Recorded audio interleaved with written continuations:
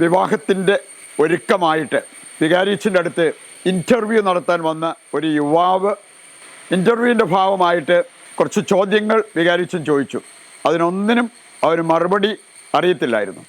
10 കൽപ്പനകൾ അറിയില്ല, വിശ്വാസ പ്രമാണം അറിയില്ല. ചോദിച്ച ഒരു ചോദ്യത്തിനും അവന് മറുപടി പറയാൻ സാധിച്ചില്ല. അപ്പോൾ വികാരിച്ചൻ പറഞ്ഞൊരു കാര്യമുണ്ട്, നിനക്കൊന്നും അറിയില്ല, എങ്ങനെ ഞാൻ നിന്നെ വിവാഹ ജീവിതത്തിന് അനുവാദം തരും? ഉടനെ അവൻ പ്രതികരിച്ചത്, പക്ഷെ അങ്ങനെ പറയരുത്, വിവാഹത്തിൻ്റെ ഫിറ്റിങ്സ് അതൊക്കെ എനിക്കും അറിയാം, അതുകൊണ്ട് എന്നെ ഒന്ന് കെട്ടിച്ച് തരാമോ, അത്രയും മതി. പ്രിയപ്പെട്ടവർ, കല്യാണം കഴിച്ചാൽ പോരാ, മക്കളുണ്ടായാൽ പോരാ, അതിനേക്കാൾ പ്രധാനപ്പെട്ടതാണ് നാം സ്വർഗത്തിൽ പോകണം എന്നുള്ളത്. അതിനേറ്റവും ആവശ്യമായ കാര്യം യോഹന്നാൻ്റെ സുവിശേഷം 17:3 പറഞ്ഞിട്ടുണ്ട്, ഏക സത്യ ദൈവമായ അവിടുത്തെയും അവിടുന്ന് അയച്ച യേശു ക്രിസ്തുവിനെയും അറിയണം.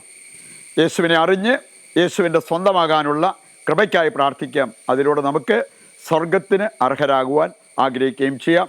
ദൈവം നിങ്ങളെ സമൃദ്ധമായി അനുഗ്രഹിക്കട്ടെ.